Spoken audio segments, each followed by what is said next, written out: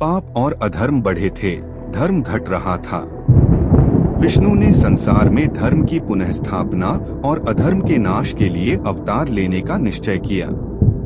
कृष्ण विष्णु के 8वें प्रमुख अवतार जन्मे ताकि धर्म की रक्षा, दुष्टों का विनाश और भक्तों का उद्धार हो सके।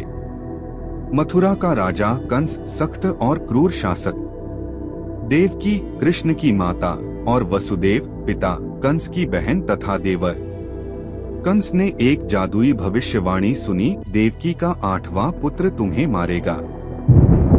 डरकर कंस ने देवकी वसुदेव को कैद कर दिया और जन्म लेने वाले प्रत्येक पुत्र को मारने की सजा रख दी। हर बार जब देवकी ने पुत्र जन्म दिए, कंस ने उन्हें मार दिया, परंतु 7वें पुत्र व्यास के निर्देश से हवा में ले जाया गया योगमाया द्वारा और 8वें का खेल अलग हुआ। रात हुई, देवकी के गर्भ से 8वां बच्चा जन्मा, यह कृष्ण थे। उसी रात वसुदेव को परमेश्वर की आज्ञा मिली, कृष्ण को यमुना पार कर गोवर्धाचर्चा यानी नंद महावीर के घर गोकुल वृंदावन में नंद के घर पहुंचा दो और वहां यशोदा के यहाँ छोड़ आओ। वसुदेव ने चतुराई से यमुना के जल स्रोतों के पूरक बाढ़ के बीच बच्चा पार किया। रात में ही सारे प्रहरी सो गए, सर्पनागों ने नाव जैसा अधिकार किया।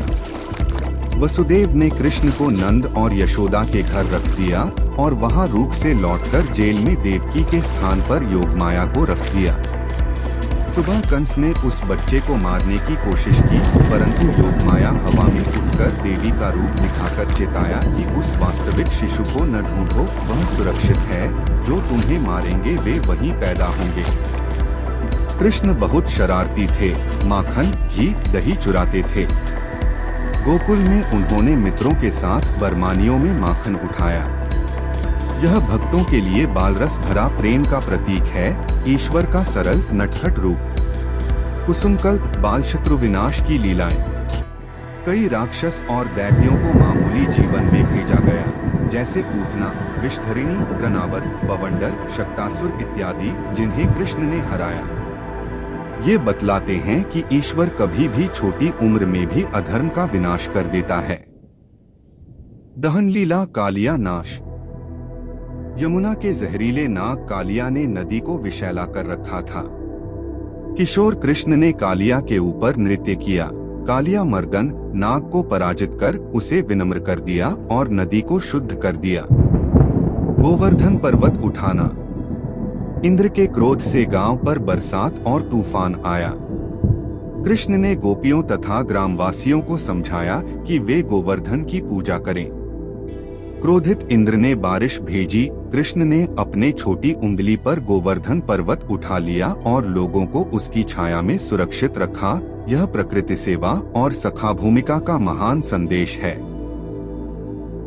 रासलीला रसा लीला।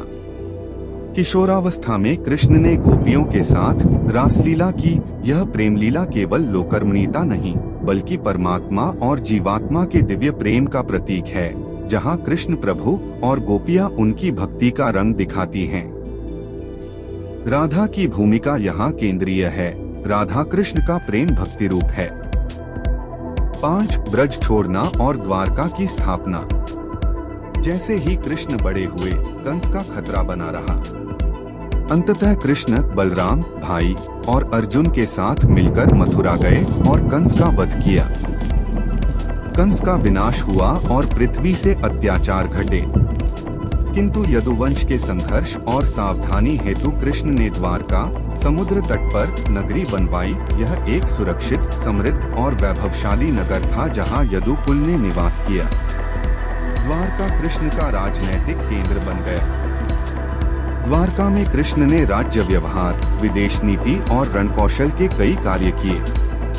अनेक राजाओं, राजकुमारों और योद्धाओं के साथ मित्रता और वैर दोनों बने। कृष्ण का व्यक्तित्व दूत, मित्र, रणनीतिकार और आध्यात्मिक मार्गदर्शक ये सभी थे।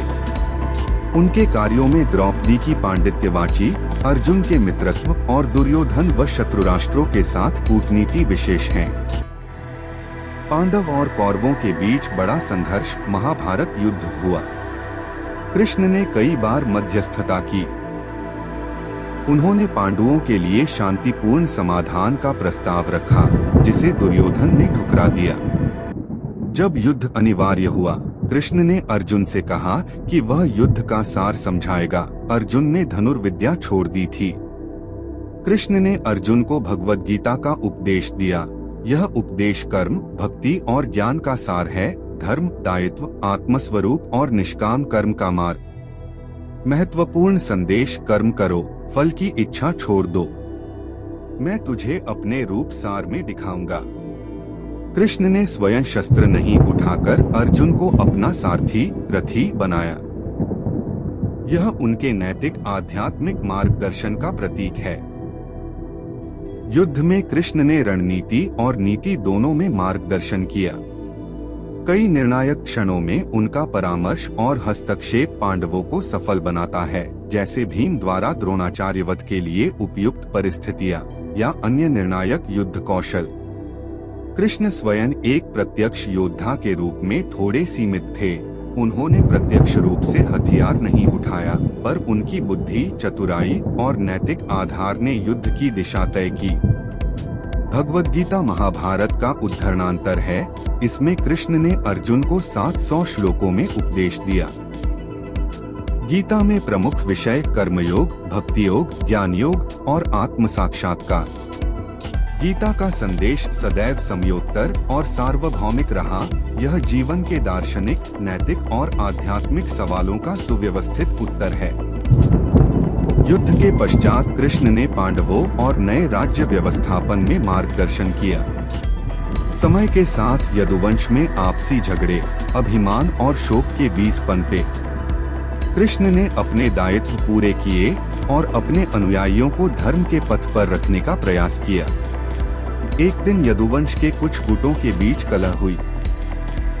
एक वन्यशर्म, शिवजाति की घटना, शाप और मद प्रवृत्ति के कारण ऊंचे विवाद। इसके फलस्वरूप यदुवंश एक दूसरे से भिड़े और शक्ति समाप्ति हुई। प्रासद अंत में यदुवंश का विनाश हुआ। द्वारका भी समुद्र में डूबने की ओर बढ़ी। ऐसी पौराणिक कथाएं हैं कि द्वारका अंततः समुद्र में समाहित। कृष्ण की मृत्यु का वर्णन कई प्रकार से मिलता है। पंडित मूंगा परंपराओं के अनुसार एक शिकारी ज़ारा या जरा जरा नामक ने शिकार करते समय कृष्ण पर तीर चलाया। किसी रूप में शकुनी शाप या गलती से तीर ने उनका पैर घायल किया। कृष्ण ने अपनी मृत्यु स्वीकार की। यह भी कहा जाता है कि भौतिक शरीर छोड़कर उनका आत्मा परमेश्वर रूप में लौट गया। कृष्ण का शरीर आजमाइश और ब्रह्म तत्व का त्याग मानकर उनके अनुयायियों ने शोक मनाया। उनका जीवन और उपदेश आज भी जीवित हैं। भक्ति का प्रतीक। कृष्ण ने प्रेम भक्ति, राधा भक्ति, गोपियों का प्रेम को परम मार्ग के रूप में प्रस्तुत किया। धर्म का रक्षक, अधर्म का पराजय और धर्म की पुनर्स्थापना, गुणधर्म की स्थापना। जीवन दर्शन। भगवद गीता के माध्यम से कर्म, ज्ञान और भक्ति का संगम, व्यक्तिगत और सामाजिक जीवन के मार्गदर्शक।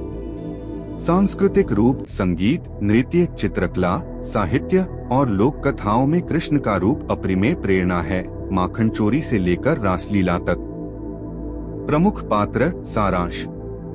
कृष्ण अवतारी विष्णु मुख्य नायक। वसुदेव पिता, देवकी माता, नंद और यशोदा पालक पिता गोकुल के, बलराम बड़े भाई, संघर्षों के साथी, राधा प्रेम प्रतीक, मुख्य नैतिक आध्यात्मिक सखी, कंस प्रतिद्वंद्वी, मुख्य दुष्ट, दुर्योधन, द्रोणाचार्य, कर्ण आदि महाभारत में विरोधी पक्ष के पात्र, अर्जुन मित्र व भगवद गीता के शिष्य। आपका एक लाइक हमारा उत्साह बढ़ाता है और आपका सब्सक्राइब हमें आगे बढ़ने की शक्ति देता है। धन्यवाद। राधे राधे।